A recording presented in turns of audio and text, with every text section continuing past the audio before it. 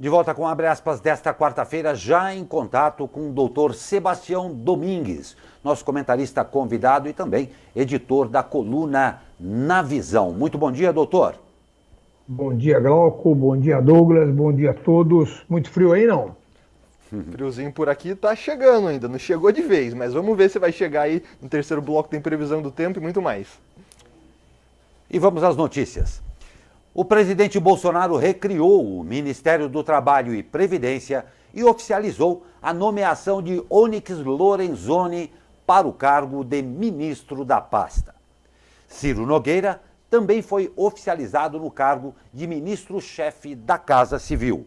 As nomeações constam no Diário Oficial da União de hoje. Entre as mudanças ministeriais, consta também a nomeação do general Luiz Eduardo Ramos no cargo de ministro da Secretaria-Geral da Presidência da República. Antes, o general Ramos esteve à frente da Casa Civil, mas, segundo Bolsonaro, ele tinha dificuldade com o linguajar do parlamento.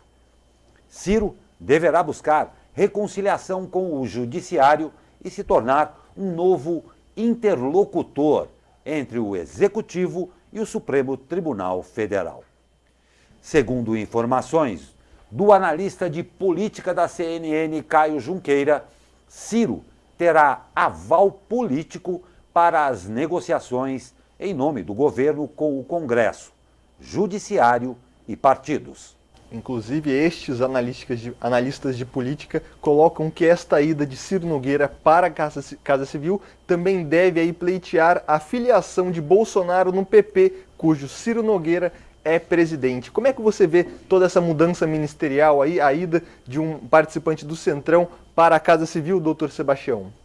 Bom, a questão toda é a de sempre. Na verdade, os ministérios, né, não estão a favor do país, né? Os ministérios estão sempre a favor da política. Quer dizer, se cria e se extingue ministérios não pensando na administração pública, no interesse do país, mas sempre nas articulações políticas, nos conchavos e, de uma certa forma, no toma lá da cá, né? Quer dizer, o próprio Bolsonaro disse outro dia em entrevista que ele sempre foi do Centrão, né?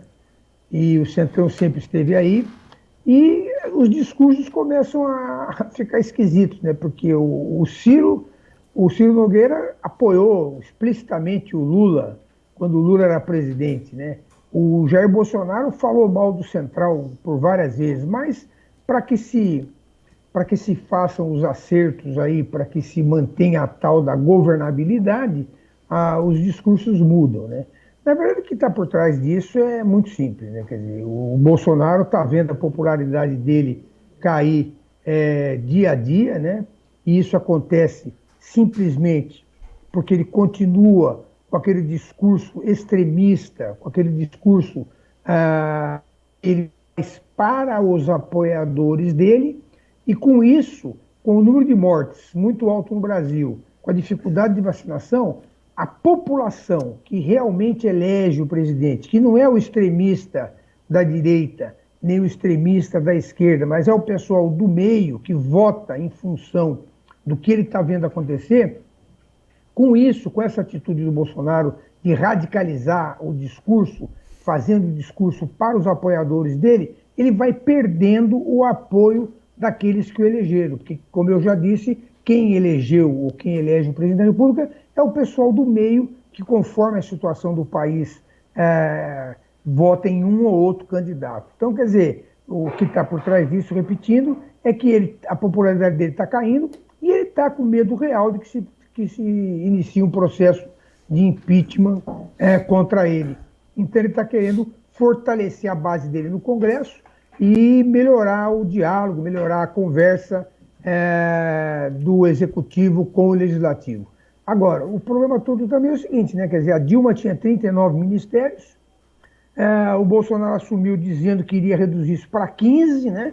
Não conseguiu e está aumentando de novo, né? Quer dizer, é aquela história. Ele extinguiu o Ministério do Trabalho para diminuir o número de ministérios, né? Que isso foi muito criticado na época pelos trabalhadores em geral. E agora cria de novo, volto a dizer, não preocupado com o trabalho, até porque o Onyx Lorenzoni, na minha opinião, não entende nada de criar empregos, né? Mas fez isso para poder colocar os apoiadores e tentar pôr uns panos quentes nessa história toda aí. Vamos ver. O governador de São Paulo, João Dória, deve anunciar hoje novas regras de flexibilização das atividades no estado. Autores e salões de beleza entre 6 horas e 23 horas, além de atividades religiosas coletivas. Nesta terça-feira, o governo de São Paulo divulgou que, pela primeira vez neste ano, o estado teve menos de 1.000 novas internações pelo segundo dia consecutivo. Até ontem, a taxa de ocupação dos leitos de Covid era de 54%. Dentre as atividades aí que devem ser flexibilizadas, principalmente na capital paulista, são os eventos culturais com público aí em fase de testes. A gente já teve a Prefeitura de São Paulo, por exemplo, voltando com a programação de domingo na Avenida Paulista. Devemos ter aí outros eventos testes. Como é que o senhor vê aí esta possível nova fase do Plano São Paulo e também esta diminuição nos casos aí? É pela vacinação, doutor? A vacinação já está dando resultado? Sim, os especialistas todos dizem que efetivamente o número de casos está mais controlado por conta da vacinação, né? Agora, o problema é a tal da variante Delta que está por aí, né? Dizem que parece que no Brasil ela não está se espalhando tanto por causa da variante lá de Manaus, mas isso aí a gente só vai saber mesmo depois de alguns meses. De uma certa forma, me soa sempre meio estranho essa tentativa de, toda vez que a coisa está melhorando, em vez de você manter o que você está fazendo e está dando certo, você flexibilizar.